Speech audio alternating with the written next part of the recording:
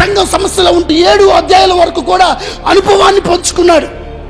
నా అనుభవం ఇది, నేను ఇలా ఉన్నాను, నా పరిస్థితులు ఇది అని అనుభవాలను పంచుకున్నాడు.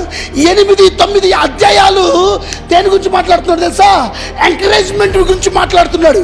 దేంట్లో ఎంకరేజ్మెంట్, దేంట్లో ప్రోత్సహిస్తున్నాడంటే విశ్వాసంలో ఉండడానికి ఇగో మీరు చక్కగా ఉండండి, బోధన కలిగి ఉండండి, జ్ఞానం కలిగి ఉండండి, ఇవ్వడం దాతృత్వాన్ని కలిగి ఉండండి అని పౌలు మాట్లాడుతున్నాడు. అంటే ప్రతి సంవత్సరం మనం నేర్చుకునేది విశ్వాసం గురించి, జ్ఞానం గురించి, అట్లాగే దేని గురించి నేర్చుకుంటున్నాం?